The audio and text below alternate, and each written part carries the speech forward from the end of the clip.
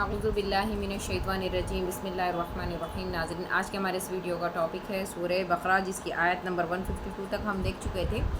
آج ہم دیکھتے ہیں آیت نمبر 153، اس کا ترجمہ انشاءاللہ۔ چلیے شروع کرتے ہیں، تھوڑا سا ریکیپ لیتے ہیں۔ پچھلی آیت نمبر 152 میں ہم نے دیکھا تھا کہ فَاذْكُرُونِی أَذْكُرْكُمْ وَاشْكُرُوا لِی وَلَا تَکْفُرُونَ، اس لیے کہ تم میرا ذکر کرو، میں بھی تمہیں یاد کروں گا، اور میری شکر گزاری کرو اور ناشکری سے بچو۔ یہاں پر اللہ تعالیٰ ہدایت کر رہے ہیں تمام انسانوں کو کہ تم میری یاد کرو، یعنی اللہ کی یاد کرو تو اللہ تعالیٰ بھی تمہیں یاد رکھے گا، اور اللہ کی ناشکری سے بچو۔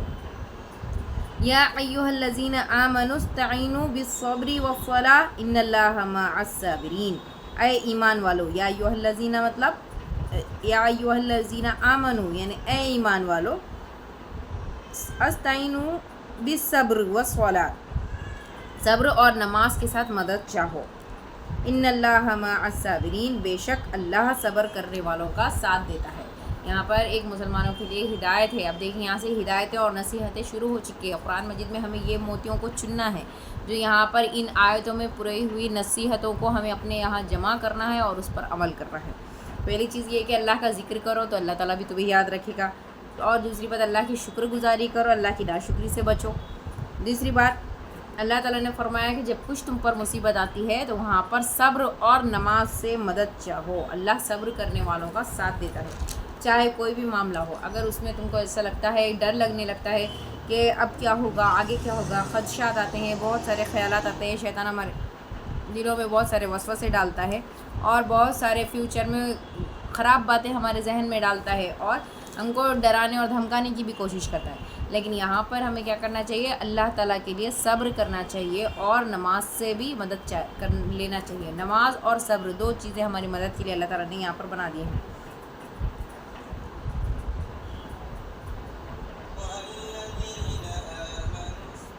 وَلَا تَقُولُوا لِمَن يُقْتَلُ فِي سَبِيلِ اللَّهِ أَمْوَاتٌ بَلْ أَحْيَاءٌ وَلَٰكِن لَّا تَشْعُرُونَ، اللہ کی راہ کے شہیدوں کو مردہ مت کہو، وہ زندہ ہیں لیکن تم نہیں سمجھتے۔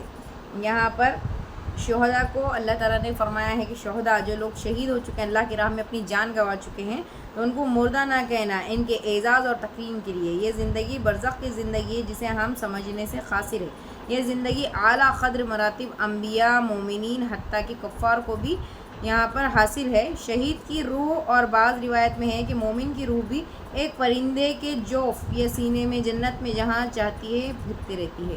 یہاں پر ایک صحیح حدیث کے مطابق اللہ تعالیٰ نے فرمایا ہے کہ جب شہید کی موت ہو جاتی ہے، تب یہاں پر اللہ تعالیٰ کیا کریں گے؟ مومن کی اور شہیدوں کی روح کو کسی پرندے کی شکل میں یا کسی پرندے میں پھونک دیں گے، جو جنت میں جس جگہ چاہے وہاں پر پھرتے رہتی ہے اور وہاں سے چگتے رہتی ہے۔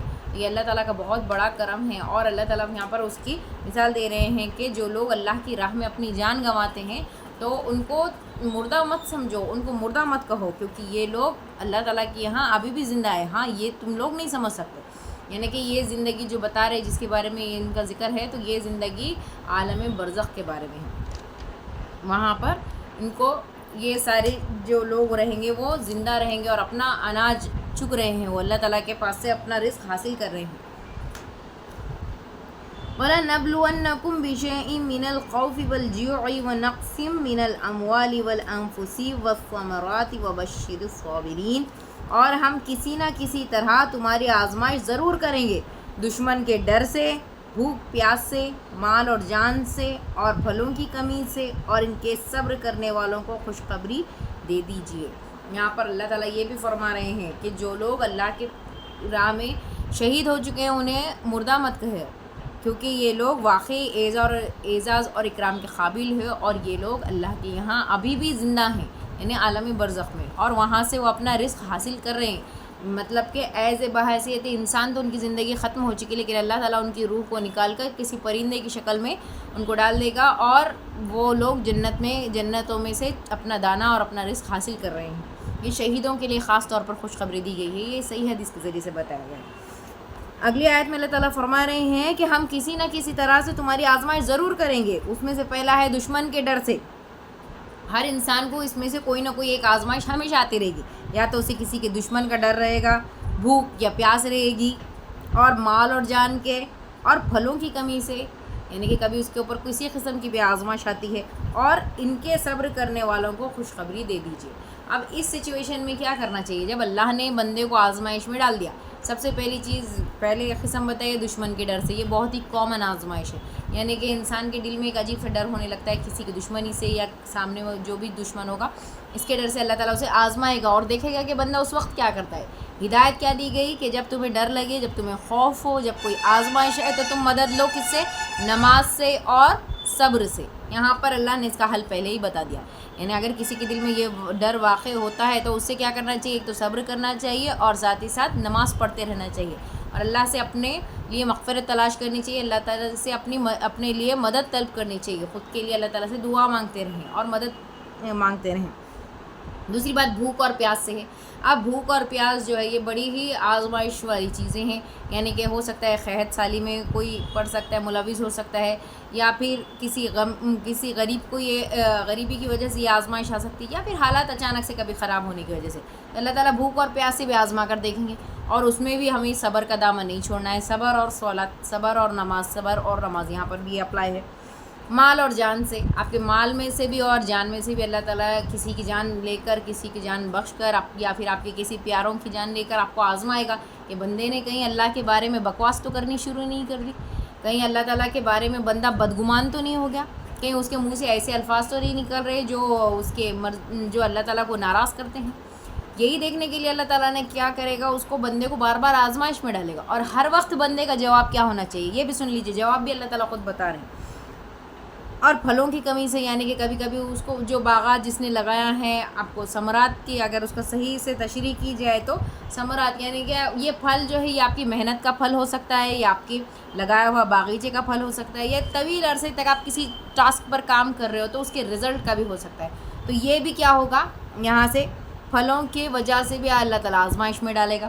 اور اس کے بعد ان کے صبر کرنے والوں کو خوشخبری دے دیجیے۔ اب اس کے بعد اگر جن لوگوں نے یہاں پر صبر کر لیا، ان آزمائش کو جھیل لیا، جب ان کے اوپر مصیبتیں آ گئی، جب ان کو دشمن کا خوف ہو گیا، جب ان کو بھوک اور پیاس نے ستایا، جب ان کے جان اور مال میں سے اللہ نے ان کو آزما لیا، جب ان کے پاس پھلوں کی کمی ہو گئی، اس کے باوجود بھی وہ یہی کہتے رہے کہ ہمارا ایمان اللہ پر بھی ہے، اللہ پر ہی ہے، اور اس کے بعد بھی وہ لوگ استقامت سے ڈٹے رہے اللہ کی راہ پر، نہ کہ یہ ان مصیبتوں کے آنے کے بعد پھر نہیں گئے، تو اللہ تعالیٰ فرما رہے ہیں کہ ایسے لوگوں کو خوشخبری دے دیجئے، خوشخبری دے دیجئے کس بات کی؟ الذین اذا اصابتهم مصیبۃ قالوا انا للہ وانا الیہ راجعون، جنہیں جب کبھی کوئی مصیبت آتی ہے تو کہہ دیا کرتے ہیں کہ ہم تو خود اللہ کی ملکیت ہے اور ہم اسی کی طرف لوٹنے والے ہیں۔ کتنی خوبصورت اللہ تعالیٰ نے یہاں پر طریقے سے اس کا جواب بتا دیا ہے کہ جب ان بندوں کو کبھی، اللہ کے نیک بندوں کو جب کبھی تکلیف ہوتی ہے، جب اللہ تعالیٰ ان کو آزمائش میں ڈالے گا تو ان کا طریقہ کیا رہے گا، اسٹریٹجی یہ رہے گی کہ وہ نماز اور صبر سے مدد لیں گے،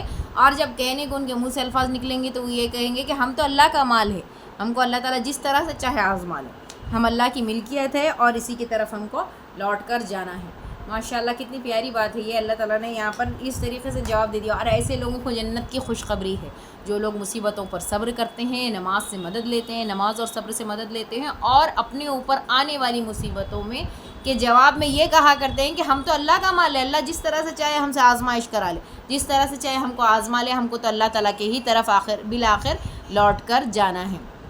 تو یہ بہت بڑی نصیحت ہے، اگر انسان اس بات پر عمل کر لے تو انسان کے 90% پرابلمس کا حل تو اسی آیت میں چھپا ہوا ہے، کیونکہ دیکھیے انسان کو جب مصیبتیں آتی ہے تو انسان بہت پینک ہو جاتا ہے، اور وہ بکواس کرنے لگ جاتا ہے، کچھ بھی باتیں کرنے لگتا ہے کہ اللہ نے مجھے ہی آزمائش میں ڈالا، میں ہی ملی تھی، میرے اوپر ہی ساری چیزیں ہونا تھا، میں ہی ٹارگیٹڈ تھی، اینڈ وغیرہ وغیرہ بہت ساری باتیں۔ تو یہ والے الفاظ کہنے کے بجائے اگر وہ یہ کہہ دے کہ میں تو اللہ کا ہی مال ہوں، اللہ جس طرح سے چاہے مجھے آزمائش میں ڈال دے، جس طرح سے چاہے مجھے آزما لے، اور بالآخر ہم کو تمام کو لوٹ کر اللہ کی طرف ہی جانا ہے، تو اس بات پر اس کو خوشخبری دی گئی ہے کہ ایسے بندے جو صبر کرتے ہیں اور اس بات پر کہتے ہیں کہ ہم اللہ کا مال ہے، اللہ کی طرف جانا ہے، تو ایسے لوگوں کے لیے اللہ تعالیٰ نے جنت کی خوشخبری دے دی ہے۔ آج کے بعد اللہ تعالیٰ ہمیں توفیق دے کہ ہمیں ہر آزمائش پر صبر کرنے کی اور نماز پڑھنے کی توفیق ملے. ہر آزمائش کے بعد ہمارے منہ سے نکلنے والے الفاظ بس یہی ہو کہ انا للہ و انا الیہ راجعون. ہم تو اللہ کا ہی مال ہے, اللہ ہی کی طرف ہم کو بالآخر لوٹ کر جانا ہے. اللہ تعالیٰ ہمیں اس طرح سے نیک توفیق عطا فرمائے اور ہمارے کاموں کو قبول فرمائے. آزمائشوں میں ہمیں ثابت قدم رکھے اور ہم پر ایسی آزمائشیں نہ ڈالے جن آزمائشوں کو اٹھانے کے جس آزمائشوں کے بوجھ کو اٹھانے کی ہمیں طاقت نہیں ہے, اور نہ ہی ایسی آزمائشیں ہم پر ڈالے جو ہم سے بہت پہلے لوگوں میں دی گئی تھی. سورہ بقرہ کی آخری میں اللہ تعالیٰ نے اس قسم کی دعا بھی بتا دی ہے کہ بندے پر آزمائش وہ چیز ہے جو اللہ کی طرف سے آئے ہوئے سوال ہے, جس کے بدلے میں اللہ تعالیٰ کی طرف سے جنت کا وعدہ ہے. لیکن بات یہ ہے کہ کیا ہم ان آزمائشوں کو واقعی جھیل سکتے ہیں؟ کیا ہمارے انسان کے اندر اتنی کیپیسٹی ہے اللہ کے دیے ہوئے آزمائشوں کو جھیلنے کی؟ نہیں ہو سکتا ہے, کیونکہ انسان اتنا برداشت نہیں کر سکتا ہے. انسان کی سکت بہت ہی چھوٹی ہے اور بہت ہی کم ہمت پیدا ہوا ہے. انسان اپنے اوپر آتی ہوئی کسی مصیبت کو دیکھ کر گھبرا جاتا ہے, اپنے اوپر آتی ہوئی کسی آزمائش کو دیکھ کر اس کے پسینے نکل جاتے, چھوٹ جاتے, اور کہتا ہے کہ یہ کیا ہائے شامت, یہ کیا ہو گیا میرے ساتھ, یا یہ کیوں ہونے والا ہے. تو اس وقت, اس ہیبت کے وقت بھی ہمارے منہ سے صرف یہی الفاظ نکلے کہ انا للہ و انا الیہ راجعون, کہ ہم تو اللہ کا مال ہے اور اللہ ہی کی طرف لوٹ کر جانے والے. کاش اللہ تعالیٰ ہمیں بھی ایسی نیک توفیق دے دے اور ہمیں جنت میں جانے والوں میں سے ہمارا بھی نام شریک کر دے. آمین ثم آمین. نیکسٹ ویڈیو میں ہم اس کے آگے بناتے ہیں. اللہ حافظ.